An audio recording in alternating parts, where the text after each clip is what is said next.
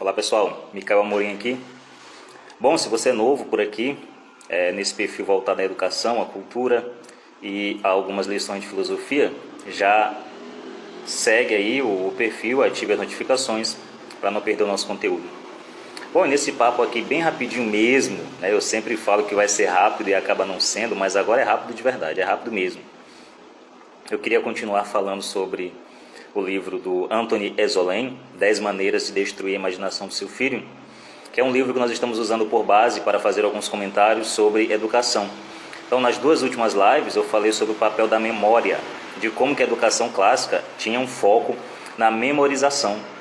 E hoje, os educadores modernos renegam isso como se fosse atraso, como se fosse algo ditatorial, inquisidor ou algo do tipo, como se o professor que prezasse pela memória do seu aluno e a ampliasse com textos, com poesias, com cantigas, fosse um ditador em sala de aula e não um educador. Surgindo então pechas como educação atrasada ou educação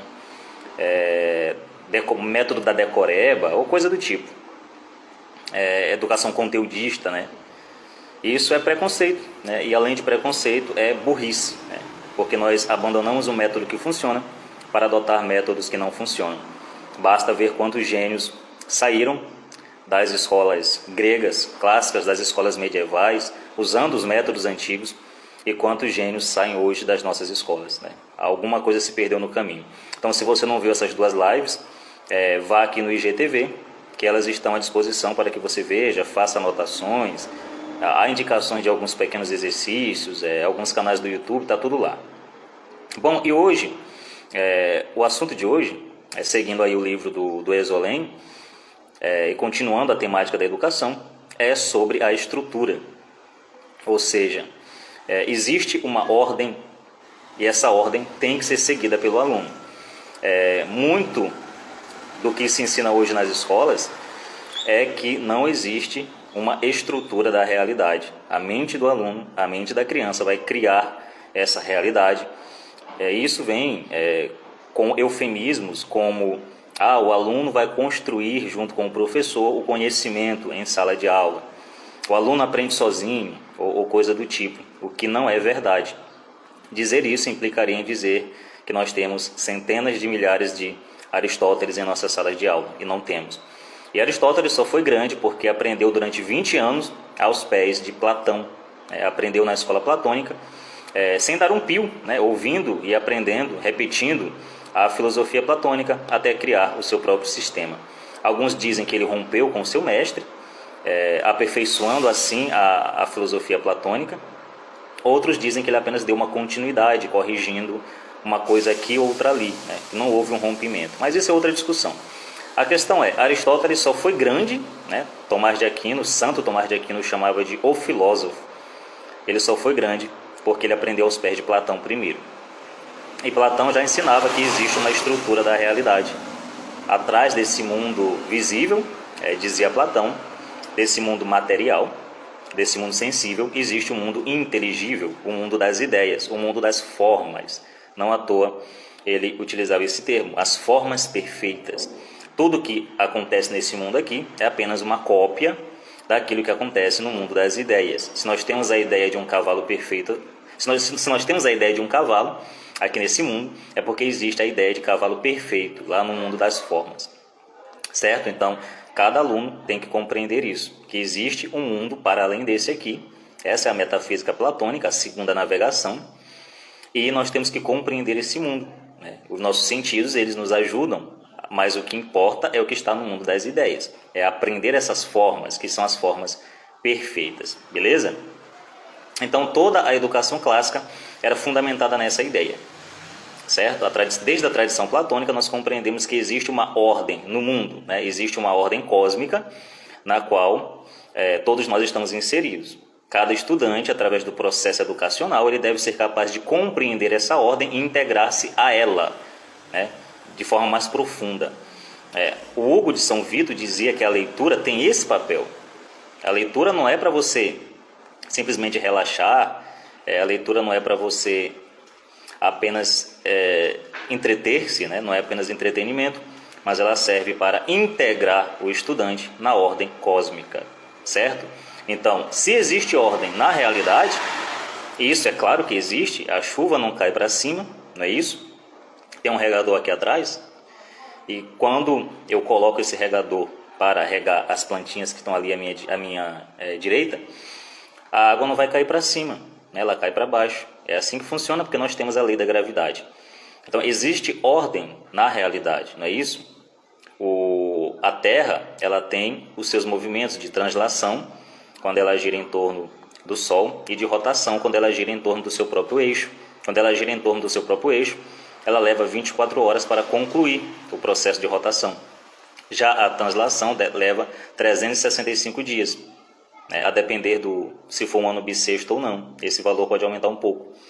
Então, isso é uma ordem, certo? A Terra está a certa distância do Sol, certo? Ela não está nem muito perto, ao ponto de não haver vida por causa do calor infernal, e nem muito longe, né? Eu estava arrumando óculos aqui, e nem muito longe ao ponto do frio não possibilitar a vida na Terra. Então existe uma ordem, Deus criou o mundo com ordem, certo? Existe uma estrutura, e essa estrutura deve ser compreendida e apreendida pelo aluno, pelo estudante. Nós temos que compreender que nós não criamos essa estrutura. O próprio mundo dos homens, por assim dizer, a sociedade, ela é feita de regras e de estruturas. Você sabe que você tem que parar quando o sinal estiver vermelho. Por quê? Por que você não pode dizer não? Mas eu vou agora inventar que o sinal vermelho é para acelerar, é para passar. Você vai lá, paga um curso de autoescola, e quando chega no sinal vermelho, você olha para o seu instrutor e fala, não, mas vamos desconstruir isso aqui. Tá? Eu não concordo, isso aqui é atrasado, isso aqui você é um inquisidor, né? Está querendo me obrigar a parar no sinal vermelho. Não, eu sou desconstruído, eu tenho que me libertar desses padrões, né? Vamos quebrar esses tabus, então eu vou acelerar aqui no sinal vermelho. Bom, muito provavelmente, se você não sofrer um acidente, que é o mais provável, e acabar com a tua vida e a do teu instrutor, você vai ser reprovado e vai ter que repetir a lição. Não é assim que funciona? E você vai ter que pagar tudo de novo. Certo? Então, por quê? Porque convencionou-se, né? A norma de trânsito nos diz que no sinal vermelho você para. No amarelo você presta atenção, que já vai chegar o vermelho. Você já reduz a velocidade ou aumenta, né? Dependendo da distância. E o sinal verde você segue. Nós aprendemos desde a infância com as coresinhas verde, vermelho e amarelo, não é isso? Então, existem regras, e essas regras devem ser seguidas. E é bom que se aprenda dessa forma. Então, por que na educação você quer fazer diferente? Certo? Por que na educação, na sala de aula, você quer ensinar que os alunos têm que criar o conhecimento e não compreender que já existe um conhecimento que ele deve absorver? Não é isso? Por isso que muitos desses professores progressistas com essa mentalidade, que acham que estão no limiar da plenitude dos tempos, eles não ensinam mais gramática para as crianças. Por que eles não ensinam gramática? Porque eles acreditam que gramática, ensinar gramática, todas as leis, as regras da gramática, seria subscrever o método clássico de que a língua tem uma estrutura. A língua não é anárquica. Você tem que obedecer certas regras, certo? Certas convenções para que você se expresse bem, para que você escreva bem, para que você tire uma boa nota. Mas na cabeça desses professores, não, você tem que deixar a língua livre. A criança deve aprender sozinha, com um noticiário de TV ou coisa do tipo. Ou mesmo com os amiguinhos, os coleguinhas, com a sociedade em torno. E isso não é legal. Isso é tudo menos educação. Pois bem, então, na sala de aula, nós temos que compreender que existe uma coisa chamada estrutura, existe uma coisa chamada ordem, e nossa mente, ela tem que se adequar a essa ordem. Nós não criamos a ordem, certo? Dizer que nós criamos a ordem é dizer que subscrever aquilo que o Edmund Russell chamava de psicologismo.